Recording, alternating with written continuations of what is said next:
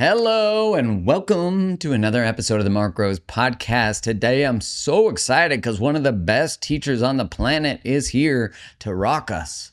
And that's Terri Cole, psychotherapist, specialist in the area of codependency. But here's the twist, because you might be like, that ain't me.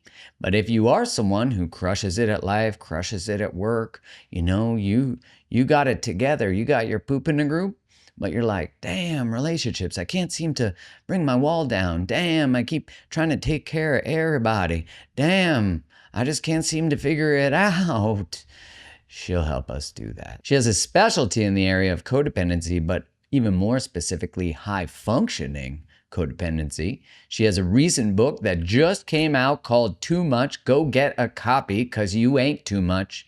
And the book is going to walk you through it. You're going to want to dive deeper. And I promise you that, because when you listen to this episode, make sure you stick to the end, because she got some tips on, one, how do you know it's you or someone you know and love? And how the hell do we move through it? So before we dive into the episode, make sure you hit subscribe.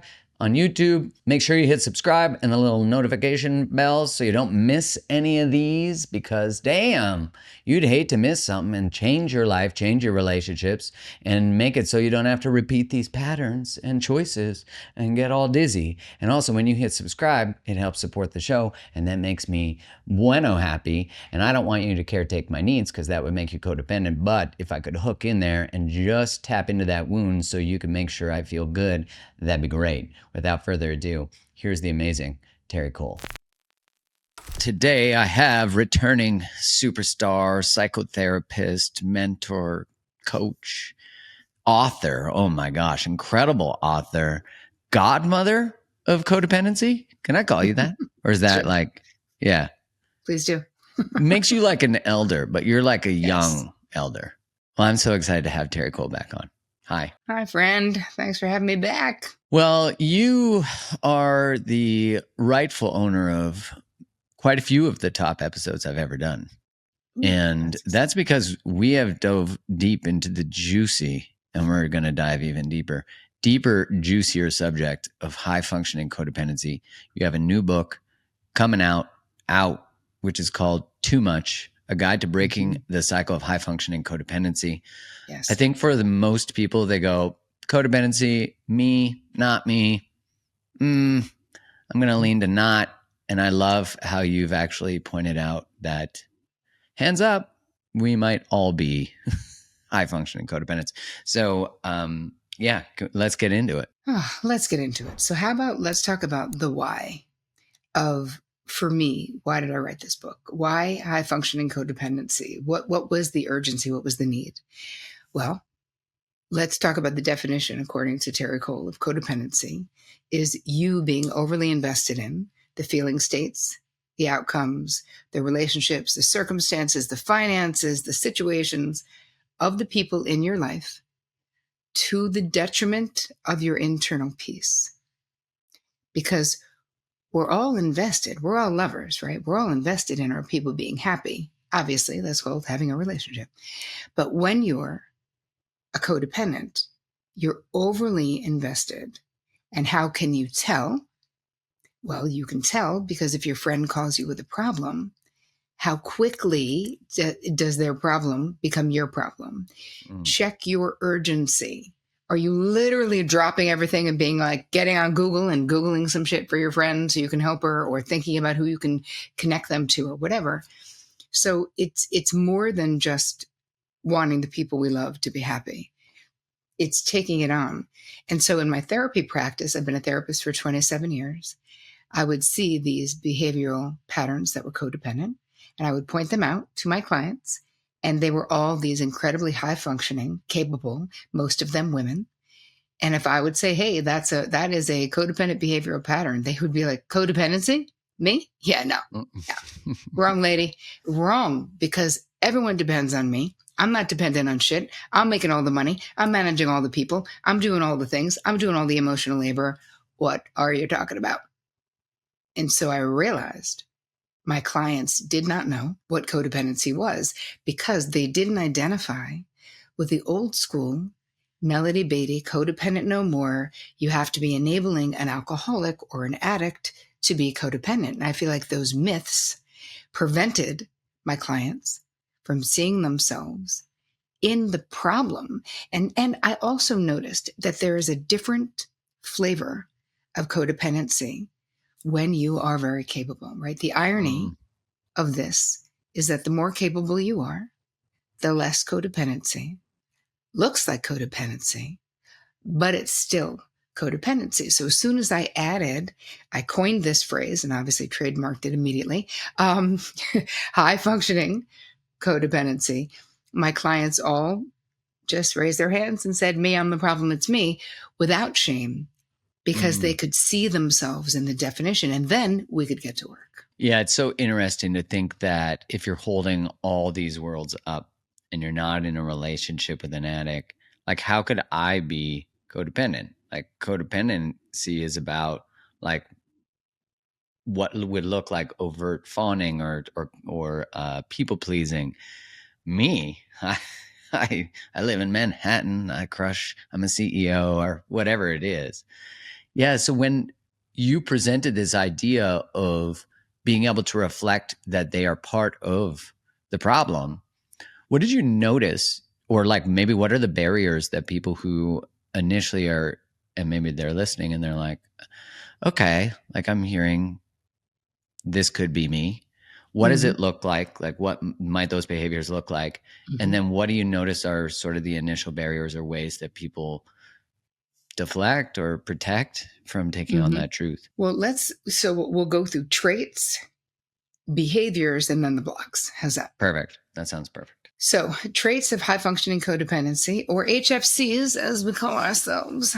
And keep in mind, Mark, what we can do about this is so much, which of course is what the book is all about, is that we can get into recovery, right? So this is not something that you're like, I can't wait to be cured.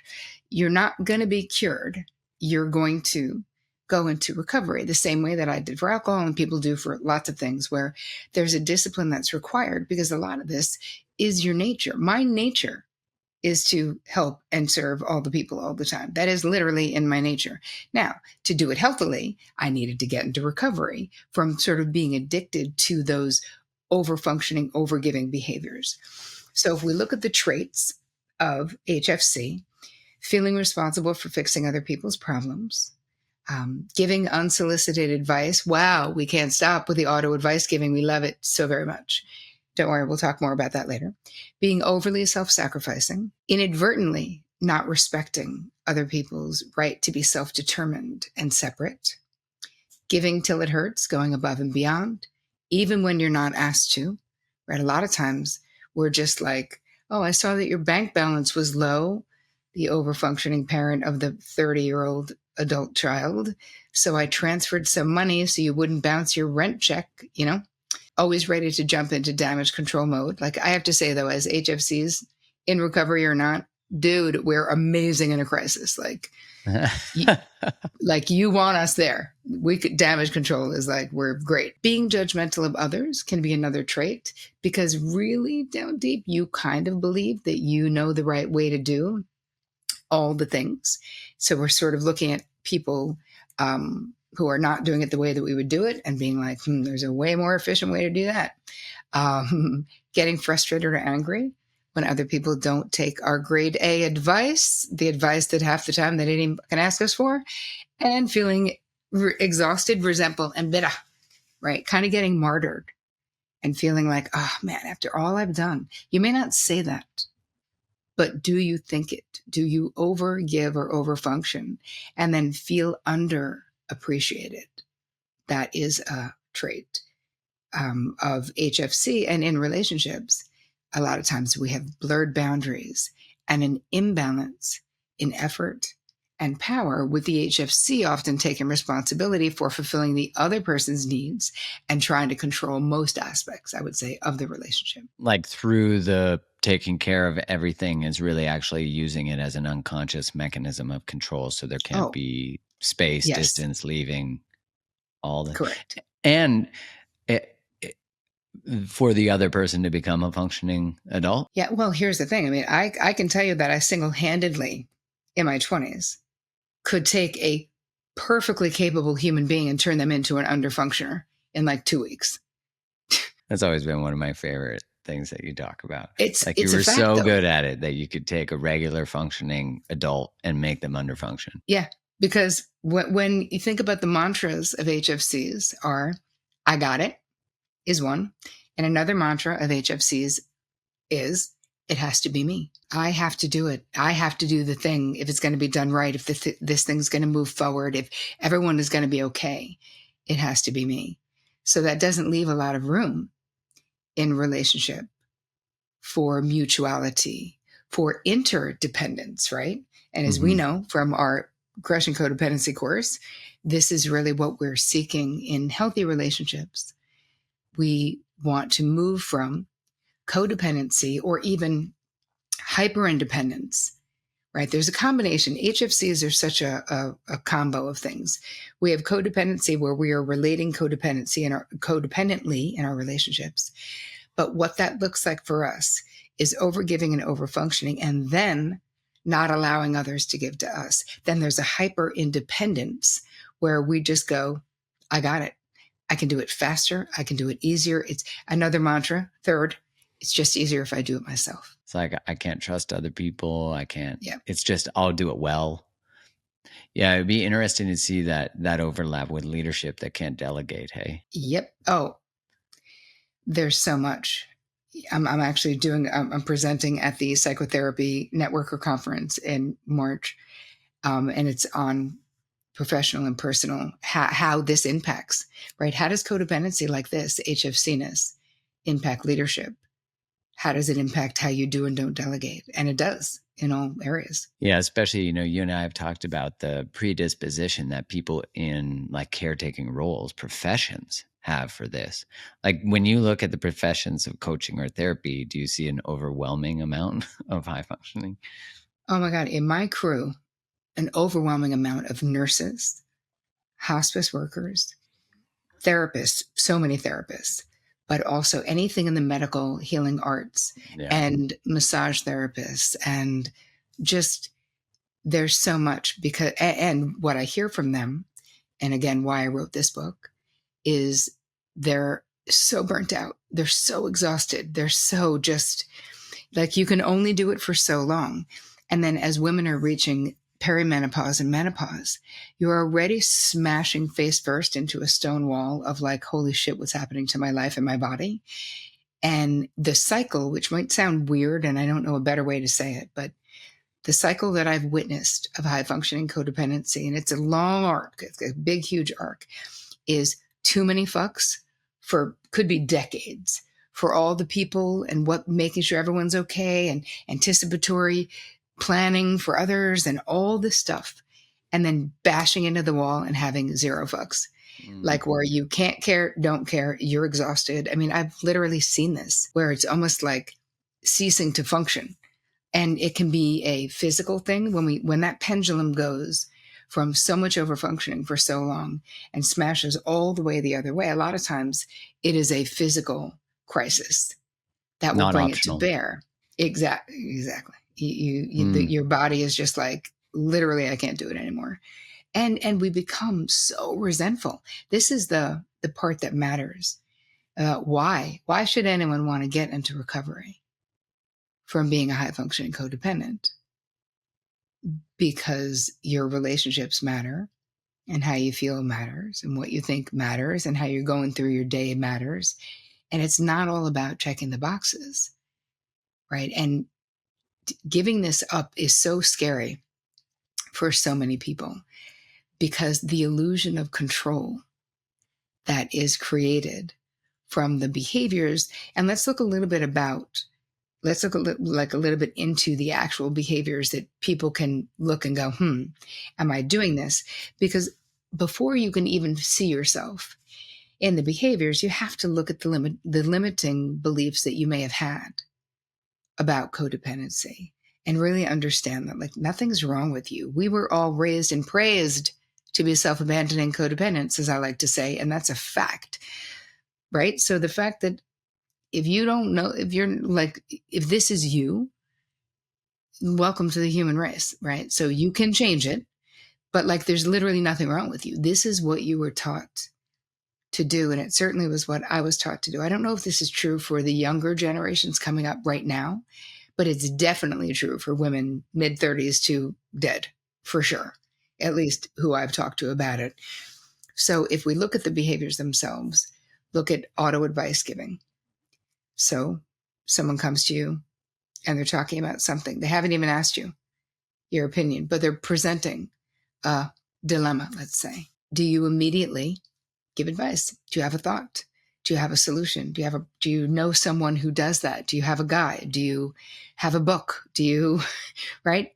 Just, I see your hand is raised.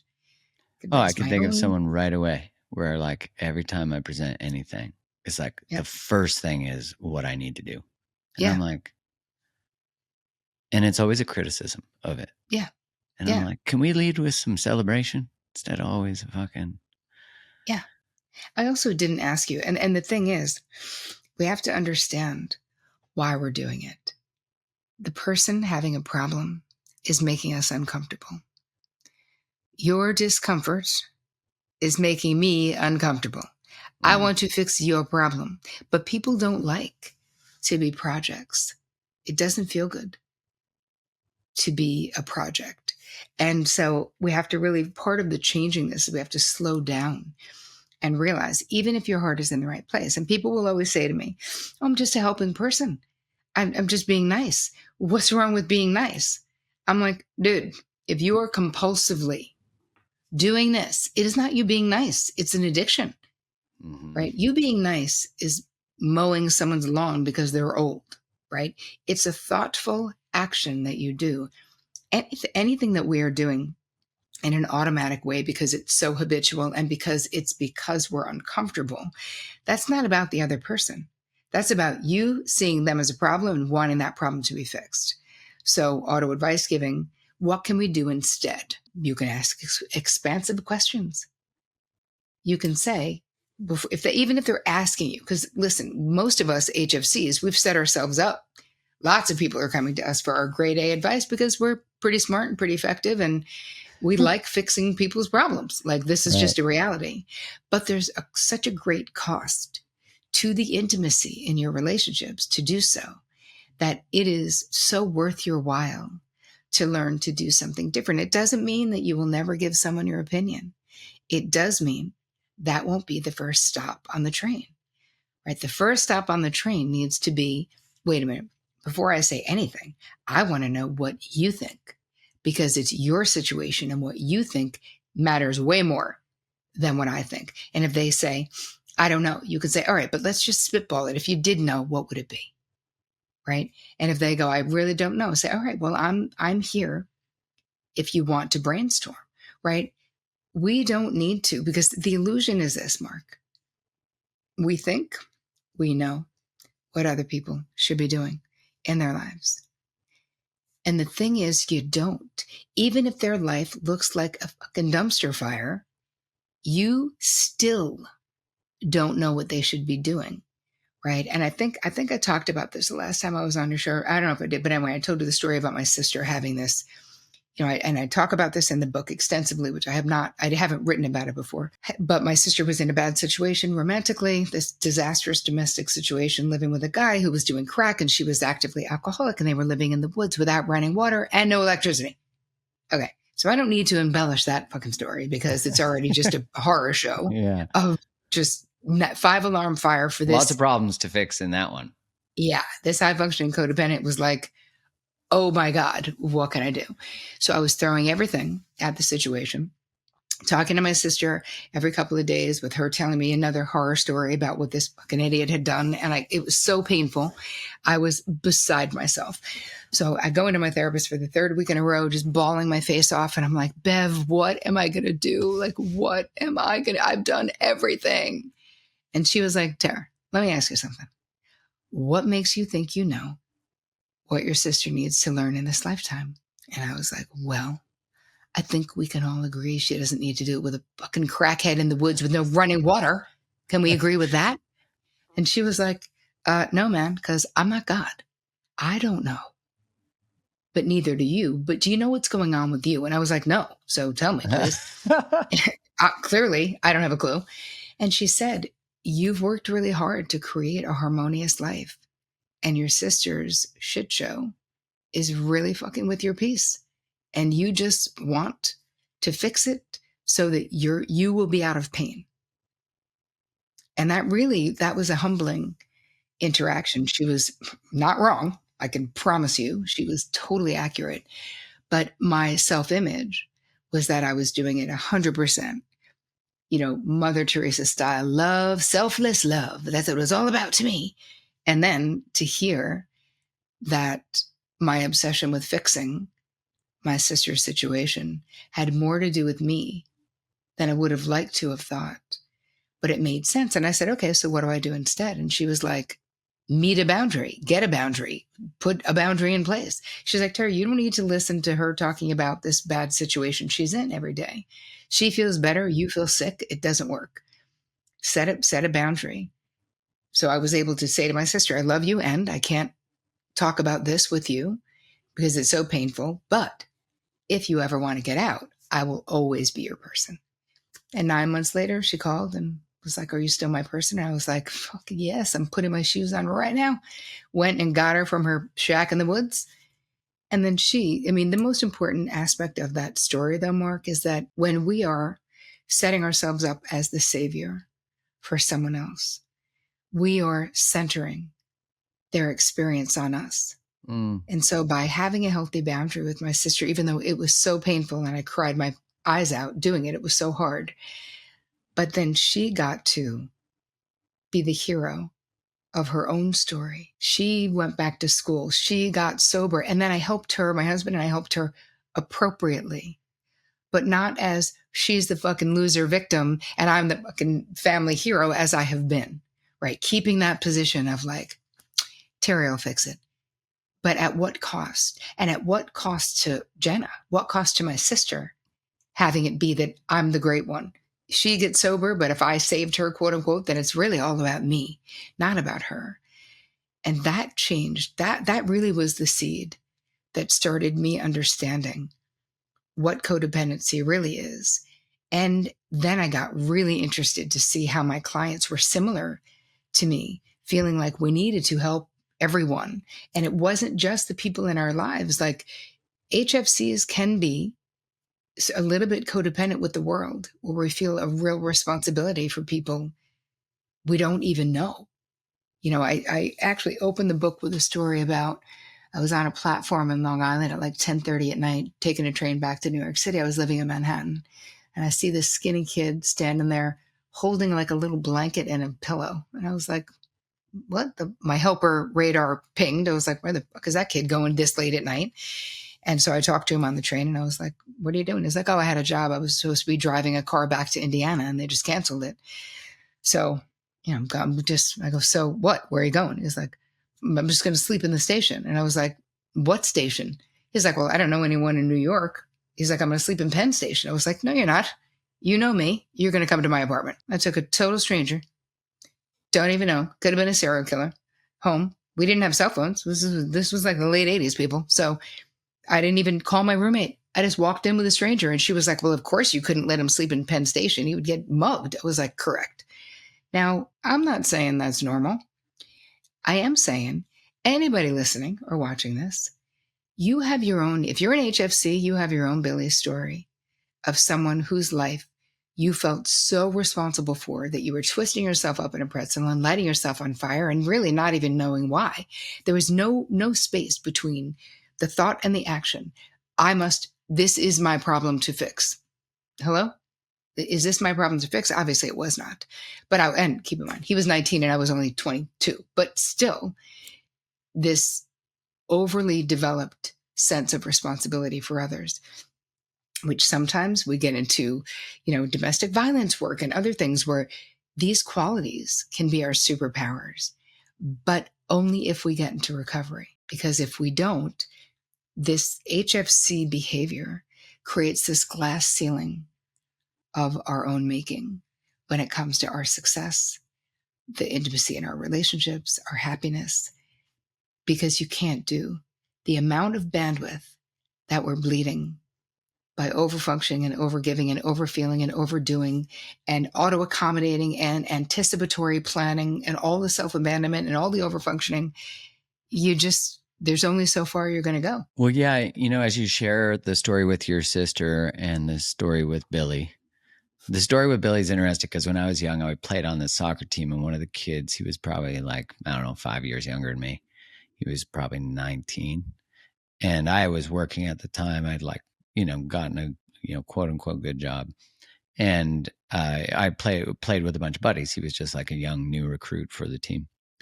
And his mom was an alcoholic. He had a little brother. His mom was an active addict, blah, blah, blah.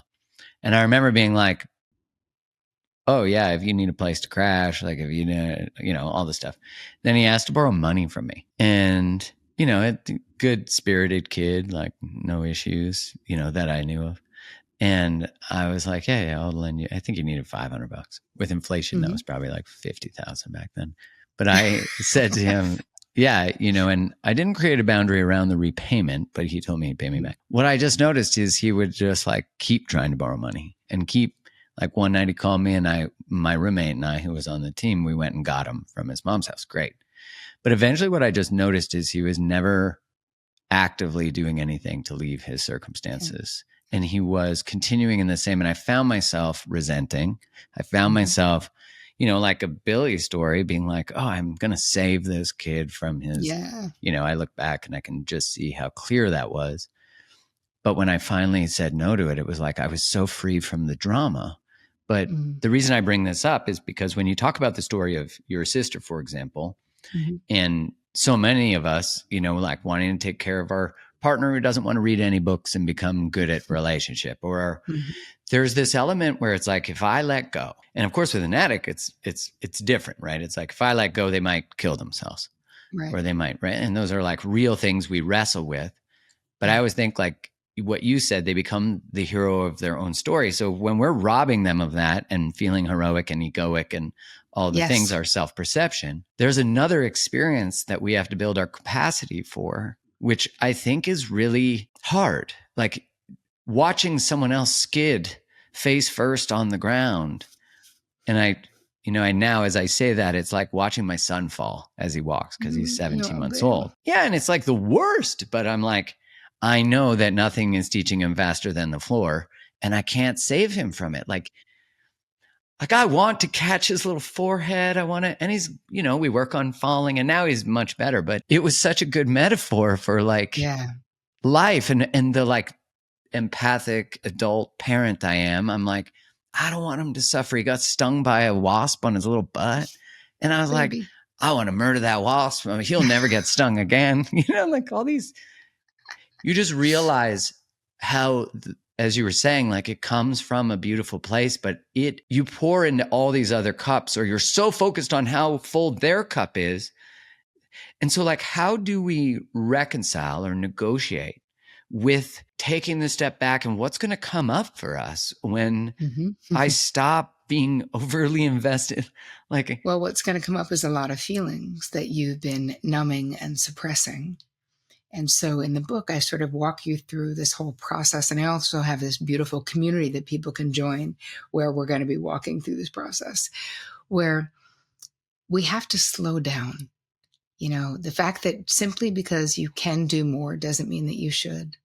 And a lot of times being HFC, I mean, I remember my therapist giving me homework in my 20s, and I couldn't do it for so long. She's like, Terri, this is before started meditating later in my 20s. So this is before that. And it was like you're a socialaholic, basically. I mean, I had already stopped drinking, but I just was such a group girl. I just was with people all the time. I had plans every night. And she was like, you need to have a night where you're just at home by yourself, maybe writing in your journal, not watching TV, not numbing with music, not really being with yourself. And I swear to God, I think it took me 3 weeks before I could do it, because it's scary when you're an HFC. So much of your identity is what is being reflected back to you from other people. And the essence of who you are, of course, is still in there, but we have to take time to nurture our relationship with ourselves and to prioritize, right? This is where, of course, boundaries are very important in this process of getting into recovery from HFC. But it's living by the mantra that what I want, what I think, and what I feel matters. And those things matter to me more than what anyone else wants, thinks, or feels. So we learn. Doesn't mean we don't compromise. Doesn't mean we don't meet people in the middle, but we literally have to prioritize ourselves, our thoughts, our feelings, and our desires. In our minds, we need to know that that's okay. And from that place, in long-term relationships, of course, we compromise, right? Doesn't mean we're not going to do shit we don't want to do because, hello, welcome to being a human on planet Earth, right? We're always, if you're going to be in a relationship with people, you're going to be doing some stuff you don't want to do, but you're not living your life as this sort of covert people pleaser. Because the thing with HFCs is that we have a very polished exterior. So no one's checking. Trust me. Nobody's checking in on Terri. Like everyone is like, obviously, duh, she's fine because she's always fine. And I feel that with the HFCs in my crew, they really identify with this sense that they're the pillar. Like we're so strong, we know what we can do, but it's the softness that's hard. It's the surrender that is the challenge. It's the allowing, right? For me, there was such a journey of allowing Vic, my husband, to be the soft place for me to land in my life that he's become. It took so long for me to trust that the other shoe wasn't going to drop with him and that I didn't have to manage. And of course, it was also the perfect storm because he was widowed and divorced and had 3 acting out teenage sons. So I was like, fucking perfect. I love it. So many I got things a to lot fix. of work here. Just keep working. But interestingly, he was the first person in my life that I ever trusted enough to be truly vulnerable with, and trusted, because he's so effing capable. It would require me to find somebody 100 times more capable than me for me to trust that they could do it. And he is that and more, thank God.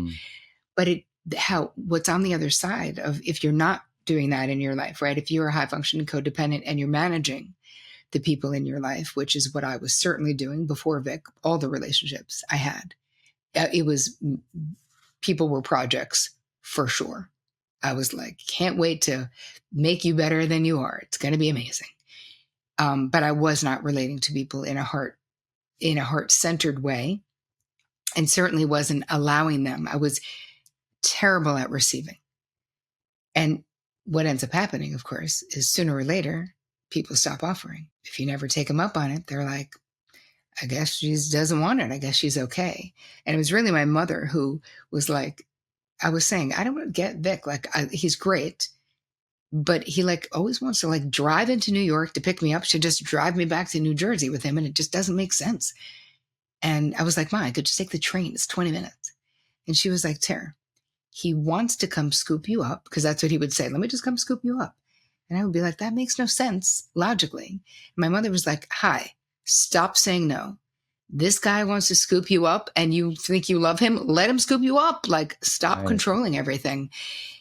And suddenly, when you start allowing this in your life, like, life is so much more satisfying and you are known on such a deeper level, but it takes time sort of to get to that place. Yeah, and it feels so vulnerable. It's like we spend our lives creating the veneer, the mask that we got our poop in a group, and like, God forbid we let someone see that we don't have it figured out, or we don't.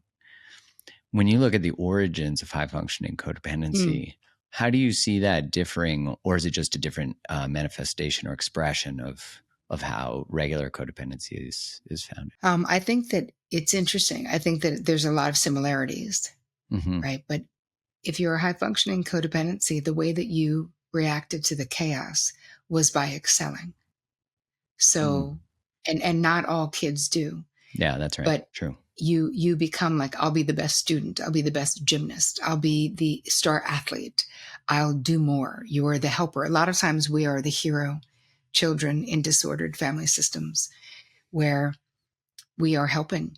It's not necessarily the golden child, right? That's different, where they can do no wrong. But the hero child is the one who is doing the heavy lifting, helping everyone in the family, certainly making the family look good. And so I think that if we look at relational blueprints, because your HFC blueprint, which I walk you through in the book, it's, every part of the things that we learn in life, we have blueprints, right? What are they? That's just the unconscious paradigm in your mind. A lot of times it's stuff you're really not even aware of that is down there in the basement that says, hey, this is the way to relate. This is how you do it. So we learn from modeled behavior in the family of origin, and we learn by our reaction to our environment. So if you had someone who, in healthy family systems, it's child focused, not child obsessed, but child focused, what Jasper needs is at the top of the list of what you guys are going to do. His developmental phase, if he's going to be going to daycare, someone will be available to drive him and pick him up. Those things will be vetted. Again, not child obsessed helicoptering per se, but in disordered family systems or dysfunctional systems, a lot of times there is a different identified center or identified patient, whether that's the alcoholic, whether that's the abuser, whether that's someone with a mental health challenge, where the entire family system is now organizing around that person. So children learn very quickly in that situation that it's very important that you better be helpful. You better not cause any problems. You better not be like, you don't have any needs. Just your needs don't matter. What matters is, so what we learn in those family systems is to be other focused. So we grow up to believe that being loving is being other focused. And it's too much, not other focused in a healthy way where there's mutuality, other focused where it's all of the focus is we're putting it on other people and how we can be of service to them or how we can help them or to protect ourselves. If you think about being an HFC, we have a stadium full of data in our minds about other people. We know all your likes and dislikes. I know your entire romantic history. I will not forget a thing that you ever tell me about you. But when you're an active HFC, either you don't know those things about yourself because you've never taken the time to find out, and you certainly don't expect the reciprocity. Like, I'm fine. Listen, whatever you guys have is fine. Like, I'll eat, it's fine. Like, you know what I mean? As opposed to, we just don't want to be a burden to other people a lot of times. I've noticed with me, one thing that I have a conversation with Kylie about a lot is, as you said, we like get to this place where it's not optional, right? And you were talking about, you go from like so many fucks to zero fucks to, and of course it's the right kind of fucks that we want to get to. And I've noticed that like one conversation I always have with Kai is to say, like, my challenge is to advocate for myself. Like, my challenge is to actually say, this is what I want. This is what I need. Although I'm getting much better at it. But I say to her, like, I actually need your help in doing that. Like, I need your support in doing that. I need you to actually encourage that, because like her self-advocacy is not the problem. And not that she does that on intentional. She just has a healthy sense of self. So for me, that's like, and it's not exploitive or anything like that. It's that I'm so used to accommodating that accommodation is just like, oh yeah, like Mark's got it. But that's because I would try to not take up too much space. Yes. So when we start to step into this more healthy sense of relating, does it require the other person to be aware of our changes? And what will people act like if they're not? Can we do it without them knowing? And what might we expect? Yes. Well, you can't really do it without them knowing, because relationships are a dance. Yeah. So if you've been doing the foxtrot for 20 years and you start doing the bump, someone's going to notice. I just dated myself with both of those things so hardcore. Yeah, I was like, wow, they didn't even teach those in my gym class in junior high. But you know what I'm saying? Like, we do the same thing, right? Our relationships are dances. When we change our steps, people will notice. Now, how I walk you through it in the book and how I teach it is that it's okay if people notice. Most people's desire is they're like, I can't wait to get the fucking bullhorn and tell everyone everything's going to be different now. I'm Yeah. not doing everything for everybody. You could do your own fucking laundry or whatever it is. But we're not going to do that because the first thing in the first half of the book, we go in because this whole thing is an inside job. Then we come out. So, yes, because it is a relational pattern issue, obviously, so much of what we change is how we're relating to other people, ourselves, and the world.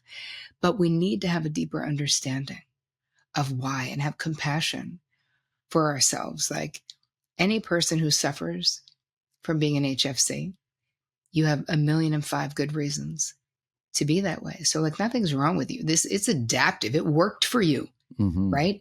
It worked. The stuff that was adaptive in childhood becomes maladaptive a lot of times in adulthood. But like, thank God, like our little unconscious brain somehow figured out Right. how we were going to survive childhood with the least amount of damage as possible. Thank you. So when we start changing in our relationships, it depends on how good your communication is in the relationship as to whether you should talk about it or not. You can, and you don't need to. I mean, I like the idea if you're in a good relationship and there's a friendship there too, of saying, wow, I'm reading this book and I'm really learning a lot about myself. And I'm trying to be more independent in certain ways, like it, or I'm trying to be less auto advice giving. So I don't want you to think I don't care. Like there's ways that we can sort of warn people. But I actually think next right action after next right action. And it's the small steps that you take consistently that will bring you to a place of your new normal where there's more equitability. Some conversations you will have to have, especially if you're doing all of the emotional labor and a lot of the actual labor to keep your family life going. Like it won't work if your partner has 6 things on their list and you have 440 that you all do every week and you both work, right? And even if you don't both work, whoever stays home, they're working too, whoever it is. Because now, sometimes it's the husband. If it's a heterosexual situation, it's not always the wife. I mean, I would say it's still more the wife than the husband. Um, so you may have conversations and you may get pushback. But I think that being prepared when you go, all right, I know that they're going to notice and maybe they're going to be upset, but I'm also not doing anything wrong. And I can stay lovingly attached to my people while I make these changes because you can. Your relationships are more resilient than you know. You are more resilient than you know. And I think that just having faith that if you do it little by little, your new normal will literally start to emerge. And you might be shocked at how flexible your partner is. You've just never told them. You've just never asked them. You've just never given them the opportunity to step up for you in a way that you need. And it's so humbling to do so. And yet it's so satisfying and feels so good when we let people love us, when we let people give to us. The last part of the book, the last chapter is about surrender, right? Just surrendering to the reality. If I had done that sooner with my sister's situation, I would have known that it wasn't my situation. I mean, my therapist said, Terri, I'm not telling you that you shouldn't save Jenna. I'm telling you that you can't, like that it is an impossible task and that it's not your task. But that really shifted something for me in getting away from this thought of it has to be me and really realizing the power of respecting people's sovereignty and their right to succeed and to fail, to be amazing and to flail in their own life. It's not for you to protect them from that when you really get it that you're protecting yourself from it. And so we really start relating differently and having a different, even just if the only thing you took away from this podcast was that instead of auto advice giving, you were going to start to ask expansive questions. That will change your relationships. Literally, Yeah. that one thing will change your relationships. Yeah, it would change the engagements in which you have with other people who are used to you just fucking offering right away, or they distance from you because that's what you do. Yeah. And I think of the richness of actually getting to be witnessed, that like we spend our lives not wanting to be seen for protective measures. And as you said, what a beautiful adaptive strategy that as an adult is not actually contributing to the types of relationships you want to create. It is from a safety perspective. But even that is an illusion, like you don't feel safe because you have to be a chameleon. Exactly. It doesn't even create safety. But if you look at what you could say instead, like what does expansive questioning or empathic listening look like instead of problem solving or auto advice giving? How do you feel about that? Could you tell me more about that? Is there more you want to say about that? I'm sorry you're going through that.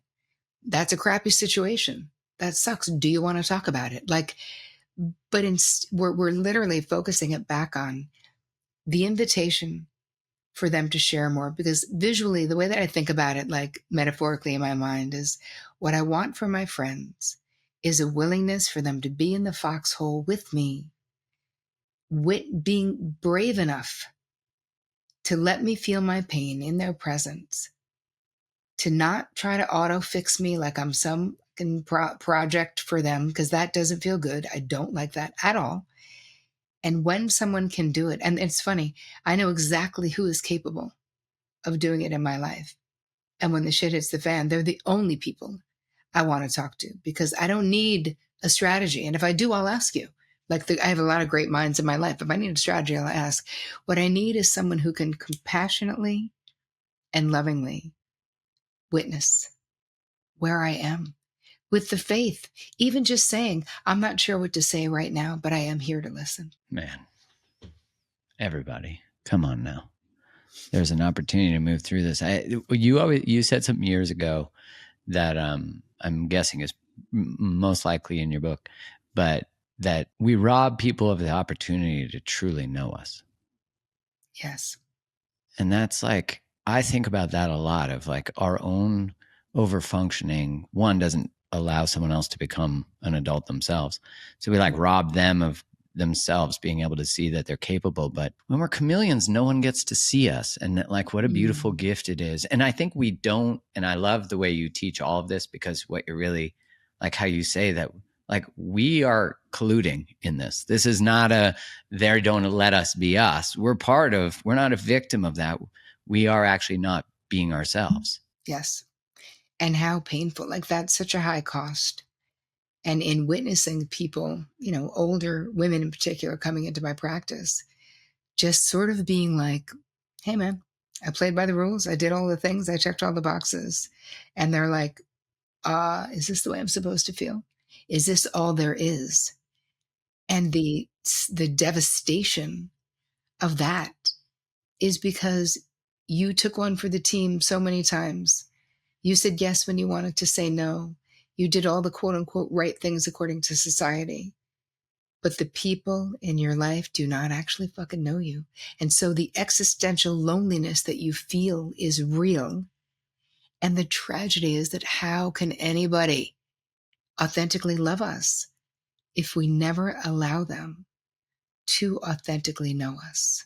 I mean, on the journey of authentic self-expression, and figuring out the things that create that, what it looks like, and then how to work through it. So everyone, go buy this book right now. One, because it's an incredible book and Terri's an incredible teacher, and this is going to walk you out of high functioning codependencies so you can liberate yourself, get your authentic self out there, create authentic relationships, if that's not juicy.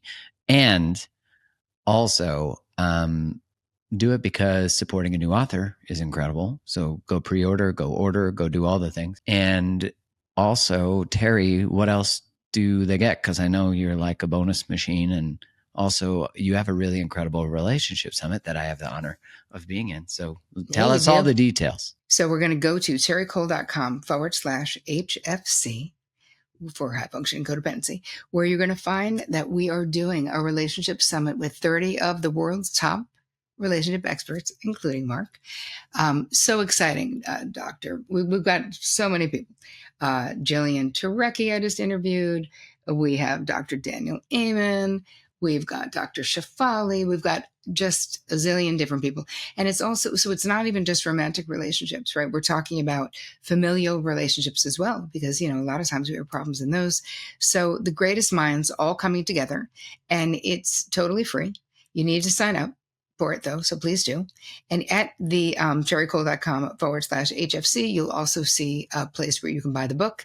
And then I have all kinds of amazing bonuses that are coming along with the book. One is that you'll be right into our groovy book club, which I've never done before, and it's so super fun. So we will be talking about the book. I'll be taking your, so pre-order the book. And you can also go to hfcbook.com. Like you'll see, we'll put them all in there. So the free online book club, we're doing an HFC workshop. So I'm walking you through so that you can see where are you in this process. There's meditations, there's communication scripts. There is an HFC toolkit, like a toolbox. So if you're kind of in the beginning of this process and you're like, I don't fucking know, I'm going to give you an assessment that's going to help you know where you are and what are your next best steps. So many amazing things, so exciting. I'm just so pumped. And the summit is really, I've learned so, it's so crazy. I've been doing this for 27 years. Mark, I learned so much by interviewing all these people for the summit. I was like, oh my God. So terricole.com/HFC. Perfect. Link will be in the bio. Terri, thanks so much for your time, your brilliance. Thanks for writing this book. Thank you. I love you. I appreciate you. Love you too. Right back.